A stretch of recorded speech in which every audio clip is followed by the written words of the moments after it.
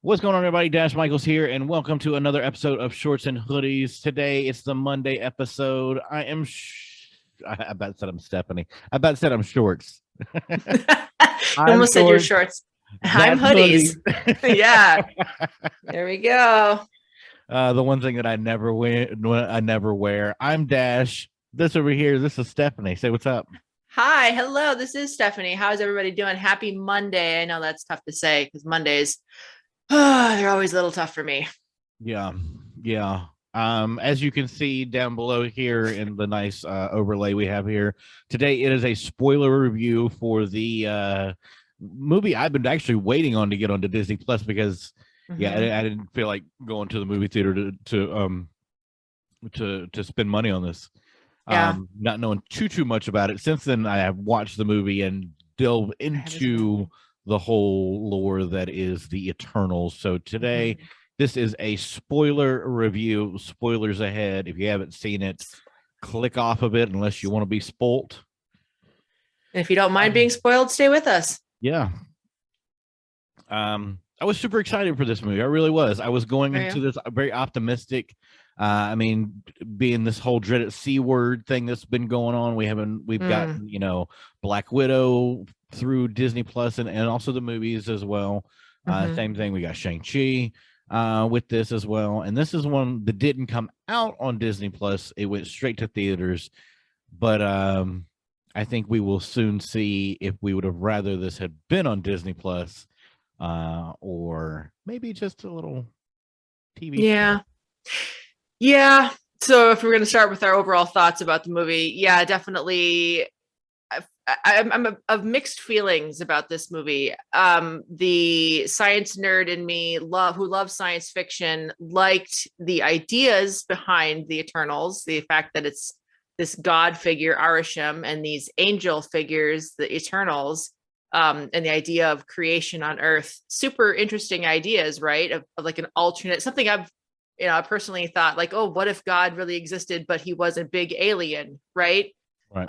This movie basically says, yeah, God does exist and he's a big alien and he's a big celestial, but also the Earth is an embryo hosting a celestial baby. I mean, interesting ideas. Yeah. But the movie around it, kind of dull, little too somber at times, but then also jokey. And so it's kind of going back and forth with this somber, jokey thing. And to me, it's just, I had trouble connecting to the characters. So like cool ideas, cool mythology going on, but the actual movie itself, it was tough for me to connect with the Eternals themselves, other than the fact these are great actors. I don't know if that's similar to how you feel. In ways, yeah. I mean, I never take the science, aspect of it because I'm not a science person. I look at it as, and I try to go into it and go, is this a good story? And I know not all movies are great stories. I think we've seen that in my my evaluation of John Wick, to where I don't think it's not a good story. It's a great action movie. It's a revenge plot. And so, I love storytelling movies. There was a lot of talking. Too much talking for me. But let's do this. Let's get into the good stuff first. So I want to let's kick it off on a positive note. What did you like about the movie? What did I like about the movie? Well, the cinematography in certain scenes, gorgeous, absolutely gorgeous. I love the scenes where Cersei is like holding her hand and the child's going for her hand and the sun is directly behind her hand. A lot of cool shots like that. She sits at the tree, that cool shot. I mean, Chloe Zhao has a interesting eye, and the person I had to look up who did the cinematography, but that was beautiful. The costumes on the Eternals looked really cool. Those really cool looking costumes. And Richard Rob Stark, King in the North, I'm forgetting his name. I'm having an actor blank, but he is a very charismatic guy. Not a lot to do here, but very good looking. Gemma Chan's a great actor. Angelina Jolie is a great actor. I mean, I love seeing these great actors, getting to be in a Marvel movie, not in a way you typically see, a little bit different. Other positives, it was cool looking back in the human history, seeing Mesopotamia, seeing Babylon. That's cool. That's really interesting. The idea of the Eternals having been like that ancient aliens guy is like, hey, I've been saying this all along. There are ancient aliens that came to do humanity. That was a positive. I thought that was interesting. I don't know. What big positives did you have, Dash? The costuming was amazing. I love the rich colors. Mm-hmm. Even in the suits, like the combination of the plating mixed mm-hmm. with the woven material, it was very good. Like mm-hmm. how it didn't look too different. Mm-hmm. They did a good job there. The Bollywood costumes were amazing. Those are cool. The set really design cool. And everything for that scene. Not everything about it, but the like I said, the set and the costuming. Mm-hmm. Cool. Amazing. Let me try to go through here and try to find my positives. Well, my first big positive I have on my note is that they started off the movie with Pink Floyd. I mean, yeah, there you go. Triple bonus points for me. That's an expensive song to buy for a movie. So, hey, if they're going to spend their money getting, like we saw Thor Ragnarok getting Led Zeppelin. Yeah. So, I mean, Marvel's dishing out some funds for some real heavy hitters music wise, which is always cool to hear. Angelina Jolie looked beautiful. Gorgeous. Yep. Can't help it. Yeah. Good choice as the goddess of war. I mean, yeah. Who else would I pick that looks like an actual Greek statue? I thought the deviants looked amazing. They look cool. Mm-hmm. It was a really cool design. Mm-hmm. Super cool. I didn't think so much as they started to evolve. Sure. It kind of looked weird. Mm-hmm. But in like that first form, like when the one comes out of the water and mm-hmm. takes the kid's dad. Not that scene, cool. But the way they looked was just, it was really cool. Like, mm-hmm. Yeah. I got nothing else really. Got nothing else. Yeah. I mean, Brian Tyree Henry is a funny guy, and Kumail Nanjiani is a funny guy, and they had some jokes that were pretty funny. A couple of jokes that were pretty funny. I don't know. And I expected more. I'm a huge Kumail fan. Who was the other guy you talked about? Brian Tyree Henry, the guy who played Fastos. Oh, Paperboy from Atlanta. Oh, I've never seen Atlanta. Yeah, he's on Atlanta. That's all I see him as now, is that character. Okay. So I'm a big Kumail fan, and I love his stand-up. Mm-hmm. He does this one stand-up about him being a beta and living in a house full of betas and hearing noises up in the attic. It's freaking hilarious. And mm-hmm. so I thought, it was almost like they spent too much time concentrating on, oh, look at this makeover that Kumail has gone from, dad bod to hot bod. You look pretty hot. And then, never mind that he's an amazing comedian. Mm-hmm. And only gave him a couple of kind of zinger kind of things. I was very disappointed with his character. I was. Yeah. More than anything, the whole I'm not gonna stay here and fight, I'm just gonna leave, and it was just like kind of weird. There was a lot of not explaining things in this movie. Yeah. Doing things just to do them.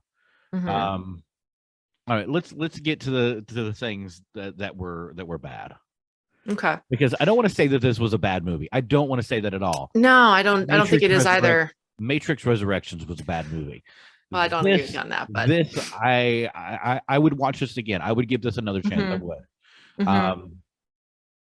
I think this movie has a lot of potential, but there are so many, I don't want to say plot holes, but just, I don't think it was a good, not that it wasn't a good script. Yeah, it seemed like a okay script. It was something about the pacing of the movie, the pacing, the methodical nature of how this I listened to a review of my favorite reviewer, Dan Murrell. If anybody knows Dan Murrell, and he kind of hit the nail on the head for me, where like the story's cool, but it seemed like just a collection of scenes one after the other. Just right. There didn't feel as much a through line of the story through these collection of scenes. So, I mean, a lot of people are saying that this story should have been a series, like a limited series on Disney Plus, a 6-hour series probably. And I actually do really agree with that. That really was my biggest hurdle, was that I didn't feel connected to these characters, either because the characters are kind of aloof a little bit. Like Icarus is a little bit, he's Superman, but not Superman, but he's kind of aloof from the rest of the action. Gemma Chan's very beautiful. And Cersei was an interesting character, but I didn't get, other than she's in love with Jon Snow, but also Icarus, and she's a protector, caregiver type. I don't feel like I know any of these characters. Maybe Fastos, Brian Tyree Henry, I know that he's a dad and he likes to build stuff, and he feels sickness for the technology he's helped humans build. And we see him in Hiroshima, and that's, that was compelling. But Ajak, I mean, how much of the advertising was about Selma Hayek in this Ajak role, and then all of a sudden, bam, she's gone. Like, I felt like the rug was pulled out.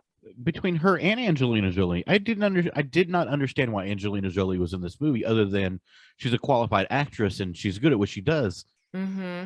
I did not think she was good in this movie. I didn't think she was good in that role. And like you said before, much to do. She would be my go-to if I'm thinking of this, of war kind of figure. Goddess of war. Mm-hmm. And her or Lucy Lawless, yeah. I thought both of them were very underutilized. Yeah. To their fullest potential, or even a fraction of their potential. Like, it wasn't. It just wasn't. Yeah, this wasn't much there. Yeah. I was let down. I will say this. One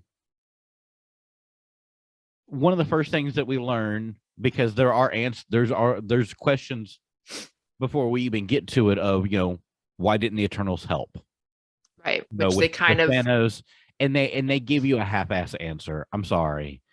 You tell us that we're not supposed to interfere. And what's the very next thing that they do is show a cutaway of when they're interfering. And then granted, you can say it's because they were interfering because there were deviants.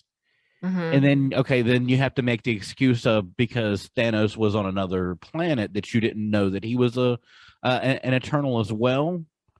I mean, you're helping save these people from deviants, but you're not supposed to interfere. And then you have Thanos over here that is got a deviant from gene. Another planet, but he has come to this planet. I'm sorry, I would think that inner being would recognize that once Thanos came to this planet, granted he was from another planet, but once he came here, they would pick up on that. Sure. Yeah, I guess it begs the question about, we know that Thanos has a deviant gene because we know that from the comics, right? But is this technically a multiverse? Like, what if kind of gives Marvel a pass for anything they kind of want to change, because they can just say, oh, this is a different multiverse. Well, if that is Star Fox, Arrow, so that's Thanos's brother, and Thanos looks so different, like purple and whatever he is, do these characters not know that he has a deviant gene? Are they not able to sense his deviant gene because he is also an Eternal?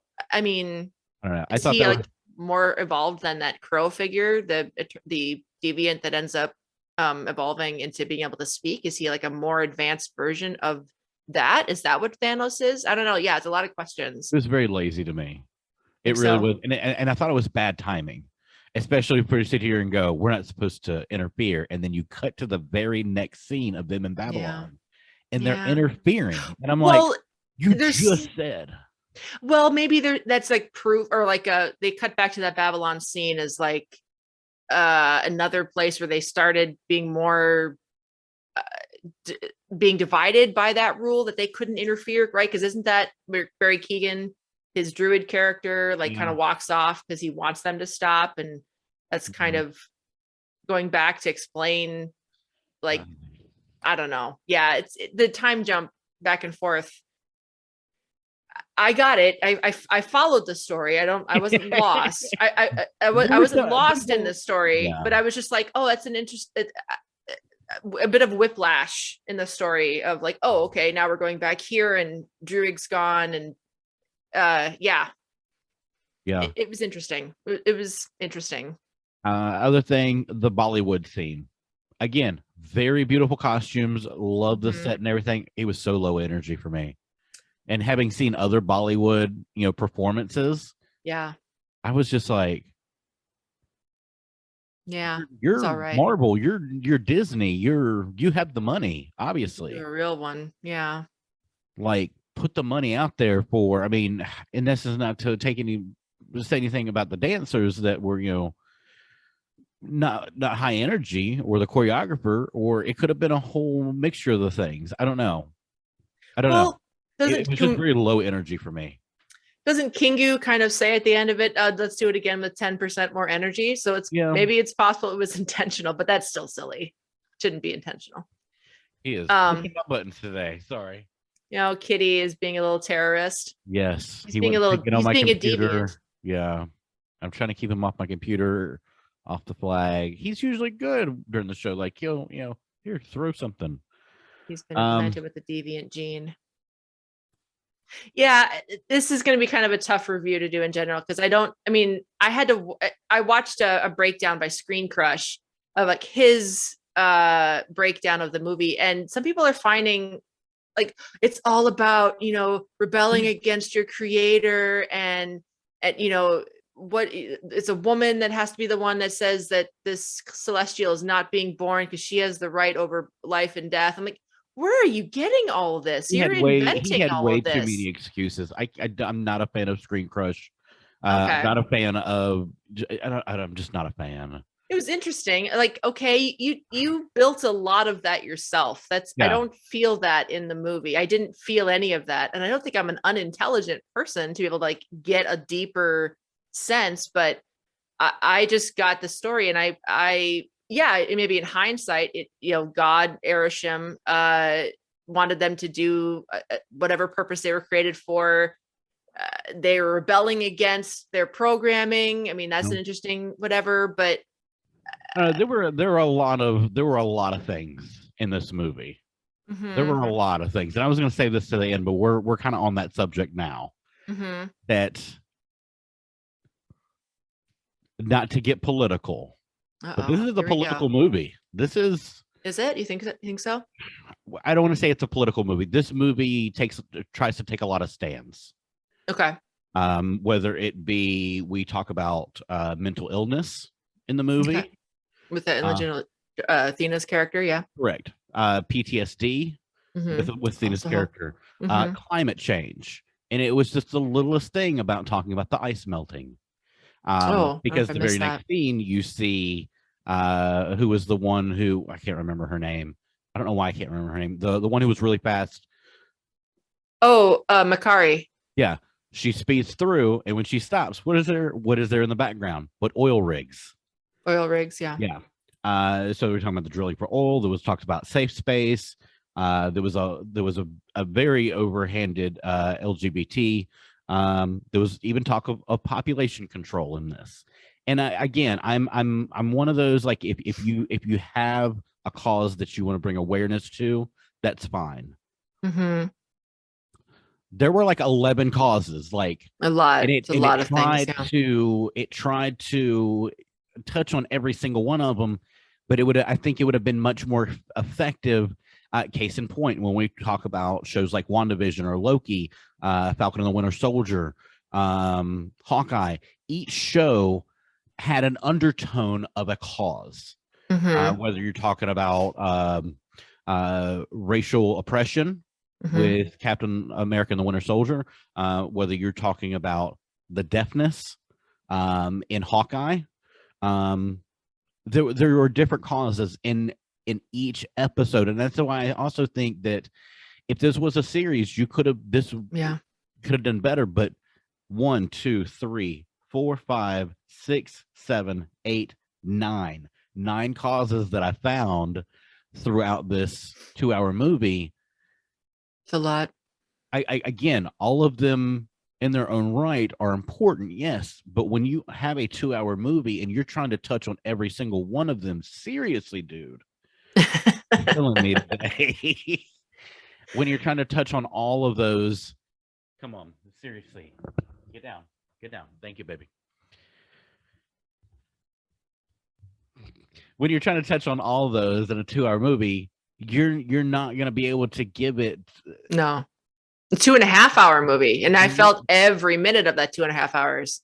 A 2.5-hour movie. Like that's like Infinity War is almost 3 hours, right? Spider-Man No Way Home was 2.5. Sorry, Dash. Even Spider-Man No Way Home is a little bit too long, but 2.5, 2:37 for this movie. I mean, it should have been a series. It absolutely should have been a series. I don't know. Just should have been. Again, as somebody who is bisexual, I'm all for LGBT rights and everything like that, and that's fine.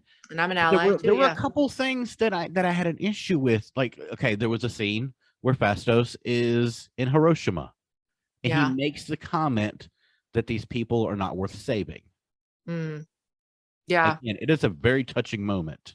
It is. What is the very next scene after that is when they're going to find Phastos, and he's in a relationship and has a child. Okay, so they're not worth saving, but they're worth having a family with. Yeah. And I understand. There's nothing in between. One is out of a.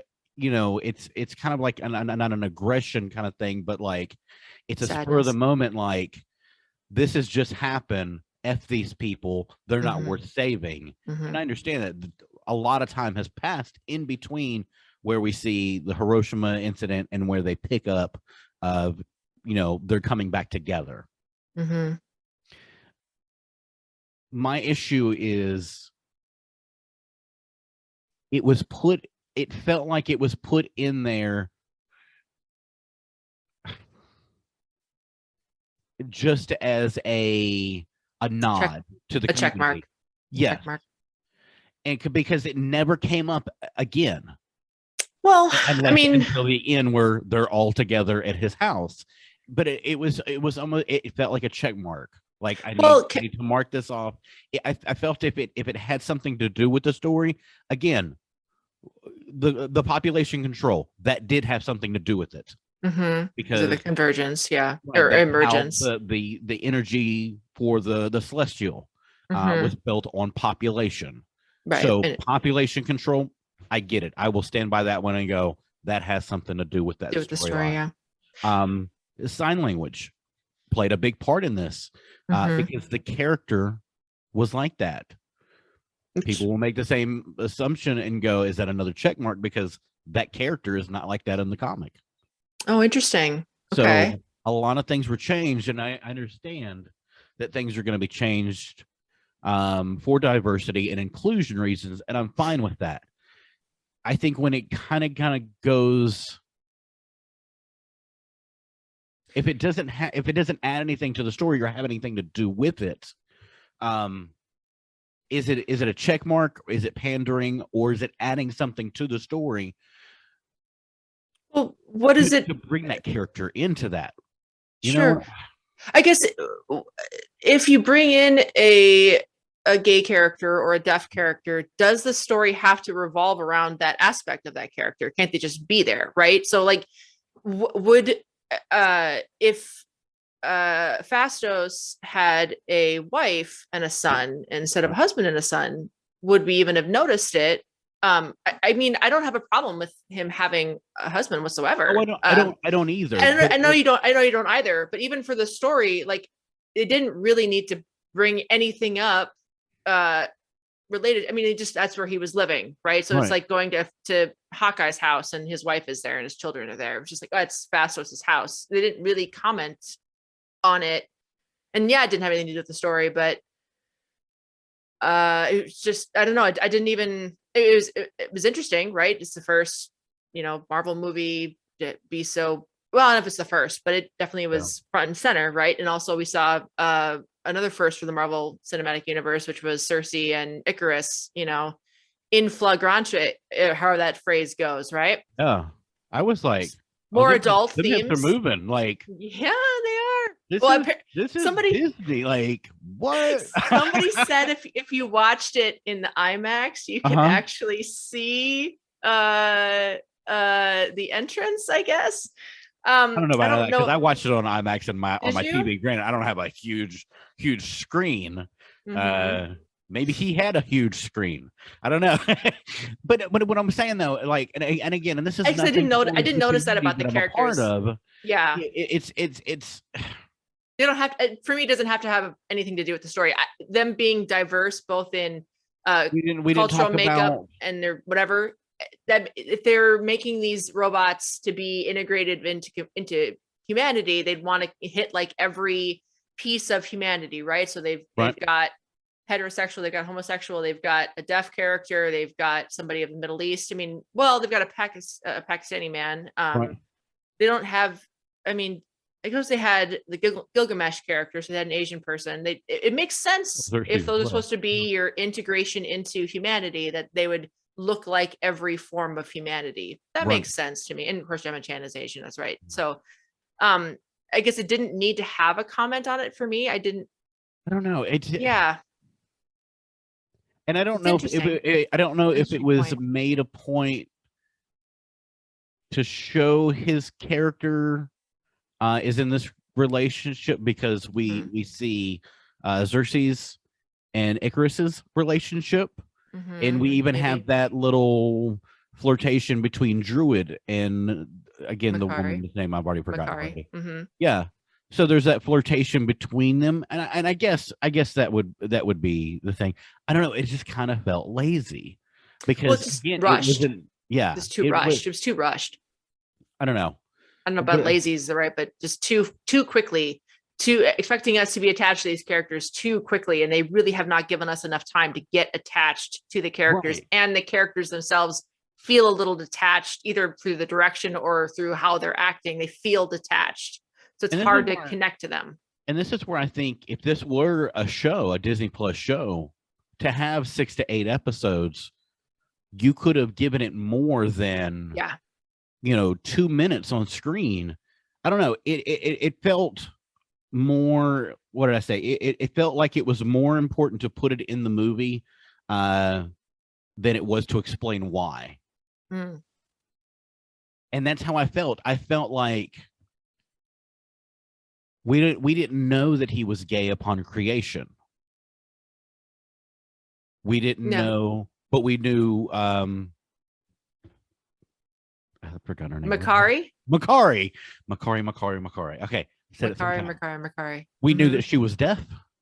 Right away. Yeah. Well, I mean, how would you have known he was gay from when they were first put onto Earth? I mean, how would they? I don't know. How would they have shown that? I mean, there's only one way they would have shown that, really. I mean, other than, hey, let's get to Earth, and I'm looking for some dudes. I mean, what else? How else do you want him to show other than him kissing another man? You got a point there. It's a pretty simple way of saying, what else was? Hey, man, let's get out in the town and look for some. Yeah, I'm not going to say it, but no, you do have a point. Yeah. If they wanted to show that, it's the simplest possible way. I mean, really, the simplest possible way is that he's living with this other man. And it may be the world that we live in. It may be, I don't know, political views. It may be what we see on TV all the time, to where some of the things, and again, I'm not just saying the gay aspect of it, because again, whether it be sign language, population control, climate change, mental illness, or whatever, it felt. Give me a second.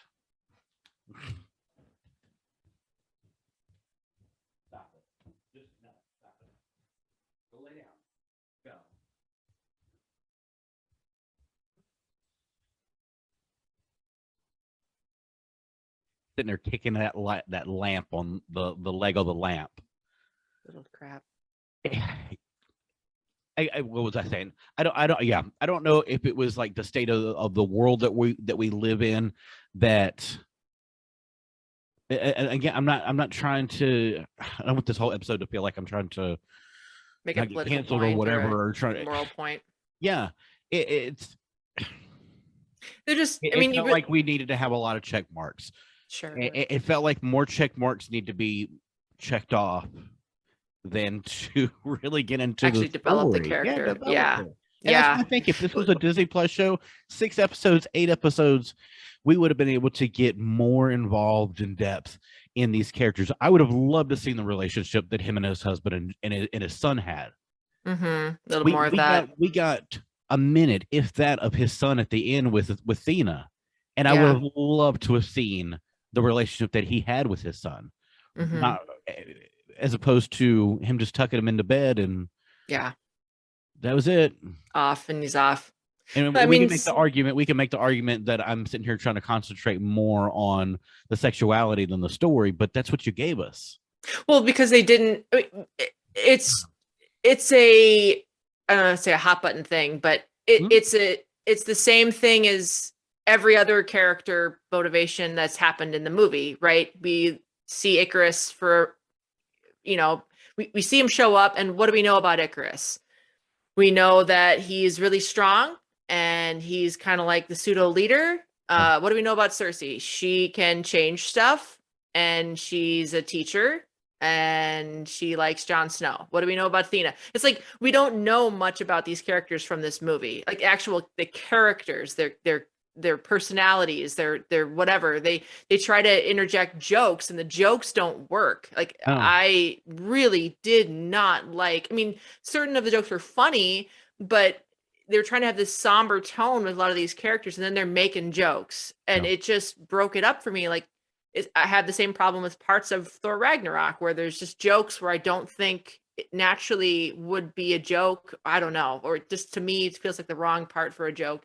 And that kept happening, and I kept being kind of confused about, well, everybody is like quippy, but not quippy, and I don't know. I don't know why I didn't connect. We don't know too much about the Celestials, the Eternals, other than certain little things stuck here and there. I think the biggest one that we really got was Guardians of the Galaxy 2 with Ego. Correct. Yeah. And so I think if the Eternals had been brought, I'm not necessarily brought into the story earlier, but at least spoken about more, maybe it would have been better. Just watching them back there. You watching me, Daddy? You watching me? I'm watching you. All right, let's get off that. Let's get on to something else. Well, the recap of the story is basically the Eternals came there to fight the Deviants. We find out later that actually Arishem is the one that created the Deviants. He was kind of like the architect from Prometheus. He made these Deviants that are hunting them, and they were allowed to evolve, and the Eternals are not allowed to evolve, so they kind of evolve spiritually, not physically, whereas the Deviants evolve physically and maybe emotionally. Ajak, they came there. She knew what the mission was the whole time, but at some point she told Icarus what the mission actually is, that they're going to birth a Celestial out of this planet. That's why he left Cersei, because he couldn't face her, knowing that this planet that she loved was going to explode. So he just left her. We saw none of that. We saw that would have been emotional to see him actually, like the day he decided to leave, or any of that, or her, like any of that would have been emotionally engaging. He kills Ajak when he finds out that she's changing her mind to not go through with this purpose that the Celestials have given him. He throws her off of a ledge or whatever, let the Deviants have her. And then they decide to go against the Celestial emergence, and Cersei, they create a Unimind, and Cersei with her power is able to change the Celestial into stone. And now there's like I'd like to see a geological survey done. There's now a giant celestial marble stone going through the center of the earth, as the cat shows up in the middle of that explanation, because the cat's also confused.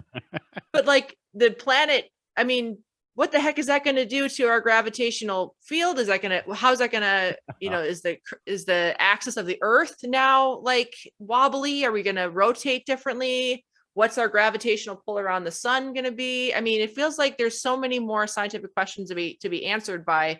There's a giant freaking marble statue going through the center of the earth now. Are we going to fix that? I'm glad that they told us that it was made of stone, because the whole time I thought it was ice. Oh, okay. Yeah, they did say it was stone. Yeah, she turned them into marble. Yeah. I don't know. And this was the other thing too. They defied God. They defied God's plan. These Eternals have been around before time. Right. Time immemorial. So have these Deviants. Right. Where have the Deviants? Yeah. where have they been? We've been through how many Marvel movies now, and we Mhm. haven't seen or heard about one of these creatures. Well, did they just unfreeze post blip? I mean, because he said that they just recently are unfrozen, right? When he brought Ajax to that ledge, he says, "Look down there. There's some deviants. They must have been trapped in the ice." But I thought they had a way to sense the deviants, right? They knew that was the last deviant. So wouldn't they have been able to sense, hey, there's more deviants trapped in the ice somewhere, right? Right? I mean, I don't know. I don't know. Like, yeah. So that's where they were. They were frozen in ice, just like Cap. Other things that I had, there were a couple times, and this is one of the things that just irked me. There were a couple times. First time Domo, the ship is coming in. The all the people that are there, they're looking up. They're not even looking at the ship. They're the not? eye line on the CGI was off like 2 or 3 times to where I'm like, what are you looking at? They're just generally looking up. Yeah. Whoops. I didn't notice that. Good eye. What else? Is it Amazing Spider-Man 2 level of extras being bad? No, because at least they were all, I mean, because there were 80 people there. Mm-hmm. They were at least all looking at the same thing. Sure. Yeah, so not quite so bad. I don't know if they want to explain it well. See, during this time, people didn't look right at it because it was, we want to look below things. Don't want to look right at them. Maybe that was it, because like I said, there were 2 or 3 times to where whatever was there was CGI'd in, and they were not looking at that. Interesting. Yeah, I didn't catch that at all. You have a good eye. And this is gonna be a hot take, and I know Harry Styles is he's an untouchable in this world. Lovely. I honestly think he was only there to spark a rumor and get people to go to see this movie, so this movie would make money, because I thought it was a weak movie.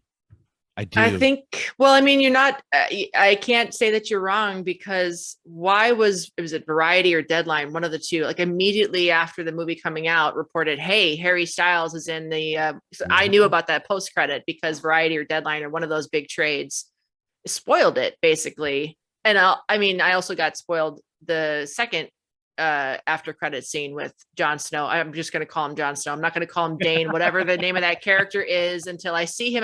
That's another one. Like, talk about throwing stuff in. Just the Black Knight is just kind of there-ish. And they not only threw in the Black Knight, but you threw in Blade too as well. And you threw in Blade. And I'm like, throwing crap in the movie. Because the only other time that we really heard about vampires was through Mobius. Well, no, we also heard. Yeah, we did hear vampires, because didn't Kingu say that his sidekick's name, Patel, whatever his name was, Karun, that Karun thought he was a vampire and tried to stake him through the heart. So they did mention vampires. And so, I mean, I get it. We're trying to leave subtle hints here and there that vampires are a thing. Cool. But another thing, you're not even going to show Mahershala, like, right? You're just going to make us, I had to find out. I mean, I saw the post-credit scene, I think the night that the movie had come out or whatever. And so I was like, I really want to see, because I mean, as soon as you get on Internet Explorer or whatever, sorry, I use Internet Explorer. Wow. But it was like, I get stuff spoiled all the time with these movies. And I knew about Harry Styles, about Blade, and I like the Black Knight storyline. I do in the comics. I don't know it at all. And so it makes sense to bring Blade in. It does, because he battles against the supernatural. Sure. Yep. Cool. That's a good segue. But you're going to introduce in the same post-credit scene 2 characters, the Black Knight and Blade. And then can we talk about the CGI for Pip? Was horrible. It was a little bad. Yeah. I mean, Patton Oswalt's voice coming out of it. I mean, Patton Oswalt already exists in the MCU, right? If you've watched Agents of S.H.I.E.L.D. Well, they don't. But then again, I don't think they consider that canon anymore, because I don't think so. What's his name? Mahershala Ali existed in Luke Cage, so I don't know if Netflix is canon, but I mean, then you go, what about Matt Murdock? You brought this thing over there. Just gonna say it. Yeah. But with the Agent, I don't think Agents of S.H.I.E.L.D. is canon, because what is her name? Mockingbird it was that character in Agents of S.H.I.E.L.D., and we're supposed to be led to believe that Hawkeye's wife was at one point Mockingbird. Mockingbird. Well, it could be like James Bond, like a code name. True, possibly. It could be. Yeah, I don't know. Maybe she's the first Mockingbird. Yeah, I don't know. But yeah, Mahershala Ali was. I love Patton Oswalt, hilarious dude. But the CGI, it was pretty bad. Yeah, it was pretty bad. Like a cereal box mascot. Yeah. Especially, I mean, they couldn't have done something where it was like actually Patton Oswalt's face or something morphed into Pip the Troll, because Pip the Troll is a fun character. I remember reading him from, isn't he like usually, I know in the Infinity Saga, he's kind of more with Adam Warlock. So it's kind of like maybe a precursor to Adam Warlock. He was introduced, I believe.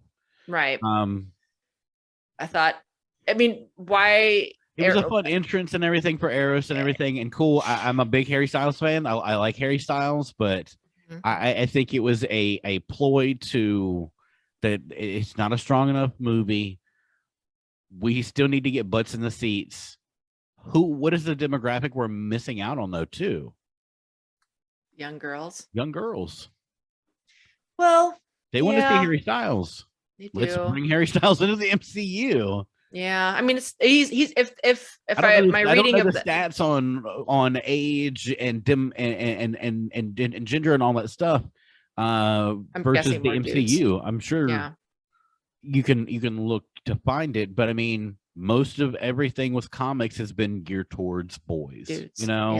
Those boys turned into men who became, that get jobs and earn money, can buy comics. When they're too poor to do in their kid.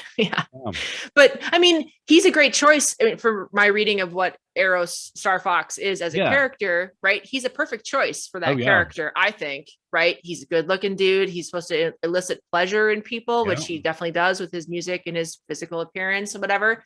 He's a perfect choice for that character. It was just a strange way to bring him in. Just strange. Yeah. Odd choices in this whole movie. Very odd, especially because this wasn't supposed to come out after Chloe Zhao, the director, won a Best Director Oscar in the last Oscars. I mean, she's a reigning Best Director Oscar winner. Win for? She won for the movie Nomadland. I don't know if you've seen that movie. No. I have not seen it. I have not had a chance to see it yet. But she also did a movie before that called The Rider that I again have not seen, but very well respected in critic circles, very well respected movies. Nomadland stars Frances McDormand. I was gonna say, it's familiar. And it won Best Picture. I love Frances McDormand. Yeah, so I'm probably gonna watch that movie and love it, right? Yeah. But I felt similarly this movie to how I felt with Ang Lee's Hulk movie, where I was, but maybe even a little more of it, where Ang Lee's. I like this more than Hulk.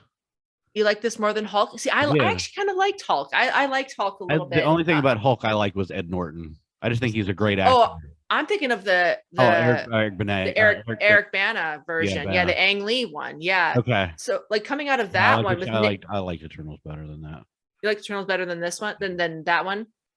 Yeah, I can't say that I do, just because the action scenes, I mean, I don't know. I feel so conflicted about Eternals, and I felt conflicted about Ang Lee's Hulk as well, where I'm like, this is an interesting story. I know this is a great director. I've seen his work. I know he's great at what he does, but I'm just not connecting. And I don't know if that's because Chloe Zhao, Ang Lee, these sorts of directors, they might be able to make great regular movies, but they just, for Western audiences, perhaps don't tell, their version of storytelling just doesn't work for a superhero story, or it just doesn't translate as easily for a superhero story. I don't know how well this movie did in China. It was, I mean, in the top 10 internationally for 2021. So it did okay overseas. I don't remember. I don't remember if it was in China. I know there's several countries that didn't allow this movie to screen, but I don't know. It's something, maybe their storytelling style just doesn't work in a popcorn, and that's fine. I don't mind something different. I don't want Marvel to stop I don't want Marvel to not take a risk and do something different Right. with a future movie. I just don't know if this script. This was a very different movie than the other.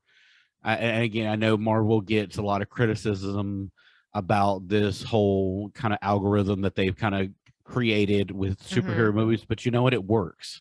It does. It may be the same pablum for each movie. And this did take a chance. And as much as I have sat here and gone, this was a weak movie, I will still probably watch it again this week. I want this movie to be good. Yeah, I do I'm not saying it's a bad movie. Just because I said I want it to be good doesn't mean that I thought this was a bad movie. I do not think this was a bad movie. I thought certain actors in this movie were underutilized. I thought some casting choices was really weird. That I felt that we got a Wish version of Wong for one of the Gilgamesh. With Gilgamesh. And then I thought we got a Wish version of Homelander. A Wish version of with Icarus. Yeah. Yeah.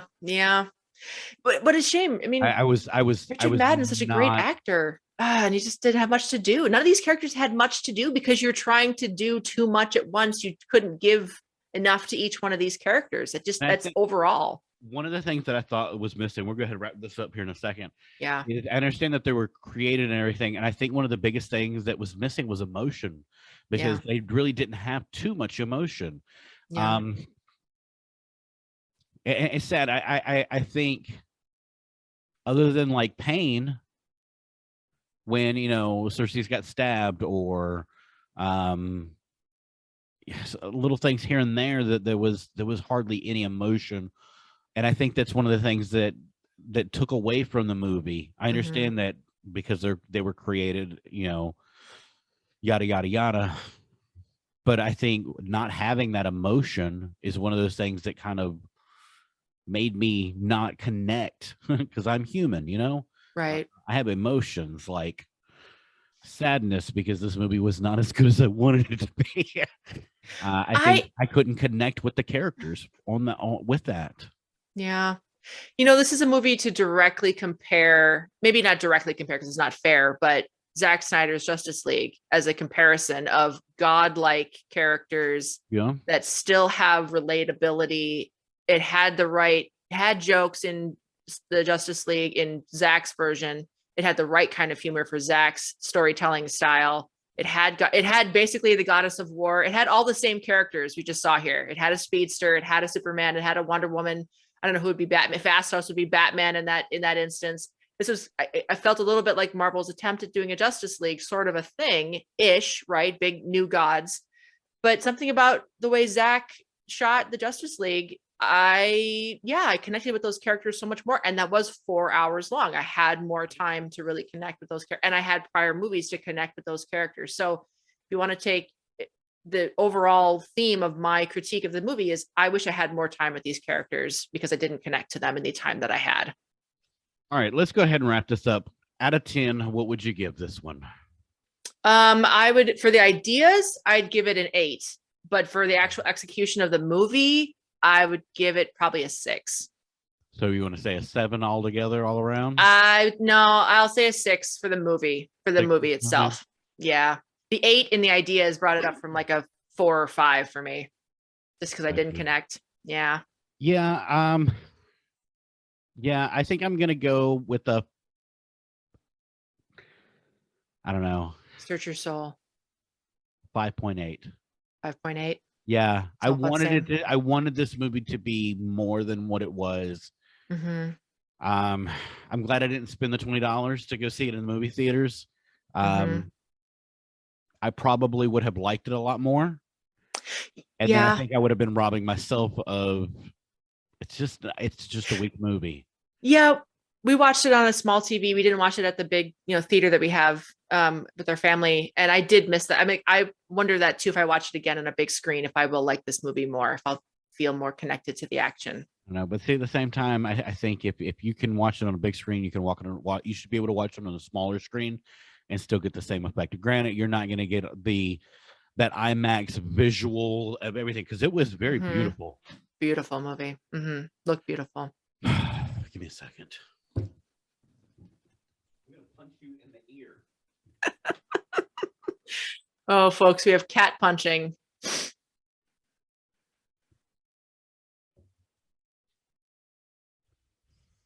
Right over. I was like, oh, I'll just leave it. And I noticed I was like, I am considerably darker now. Yep. Knocked it right over. Oh, for continuity, I'll do this back. There we go. Yeah. Well, I appreciate everybody watching. Leave a comment. What did you think? What did you think of our take from it? Were we right? Were we wrong? Were we on the same lines? Next week, hopefully Jared will be back with us. He's under the weather today. Yes. Yeah. So I have been Dash. And I have been Stephanie. Thank you for watching. Make sure to like, follow, and subscribe. Again, comment down below. I'm not like doing product placement here. Yeah, I was gonna say you need to do like Mark Wahlberg in Terminator and Transformers and face that can. There you go. Pepsi, sponsor us. Yeah, really. We still have Pepsi money. No, that's not why I do this. Anyways, we will see you this Friday coming up for our top 10 fantasy movies. I will be there with this movie will not be on that list, unfortunately. No, it will not. No, it will not. Speaking of fantasy, bet you Zootopia will. No. I bet you Zootopia definitely will be on that list if Jared's there. Speaking of fantasy, I've been playing fantasy video games. I'm very excited. Yeah. So, what are you playing? Shadow of Mordor. It's very good. It's Assassin's Creed Middle Earth. It's a ranger character fighting orcs the whole time in the land of Sauron. So it's all the fun stuff of Lord of the Rings. No elves. Well, there has been an elf. Excuse me. Sorry. No elf. Well, I was going to say there's Sauron, who is basically a dark elf, which that's not quite true. Anyways. I'm still on Minecraft right now, building my world. Anyways, we will see y'all on Friday. Bye. Bye.